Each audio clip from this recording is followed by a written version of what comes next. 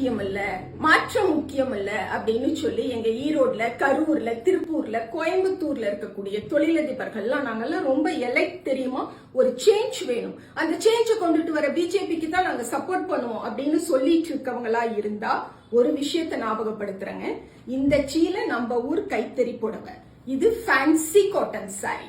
ஒரு காலத்துல இந்த நூல் புடவைய நம்ம 500 ரூபாய் கொடுத்து வாங்கிட முடியுங்க. அதுவே இந்த ஃபேன்சி காட்டன் சாரிக்கு 1500 ரூபாய் ஸ்பெண்ட் பண்ணணும். ஆனா இன்னைக்கு என்ன நிலை தெரியுங்களா?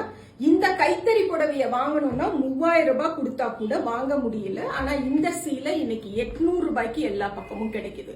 ரீசன் என்னன்னா, நம்ம ஊர் பருத்தி நூலுக்கு எவ்வளவு விலையை ஏத்த முடியுமோ, என்னென்ன வரியெல்லாம் போட முடியுமோ அந்த வரியெல்லாம் போட்டு தமிழ்நாட்டோட காட்டன் புடவைகளோட உற்பத்தியை கீழே கொண்டு போயிட்டு இந்த குஜராத்திகளோட செயற்கை நூலிலே ஆர்டிபிஷியல் த்ரெட்டுக்கு எந்த வரியுமே கிடையாது. எவ்வளவு அந்த நூலோட விலையை குறைக்க முடியுமோ அவ்வளவு குறைச்சு அவங்களுடைய உற்பத்தியை எவ்வளவு தூரம் மேல கொண்டு வர முடியுமோ கொண்டுட்டு வந்து இன்னைக்கு எல்லா பக்கமும் இந்த புடவைகளை மிக மலிவான விலையில வாங்கிக்கிற மாதிரி பண்ணிட்டு முழுசா நம்ம தொழிலை அழிச்சிட்டாங்க.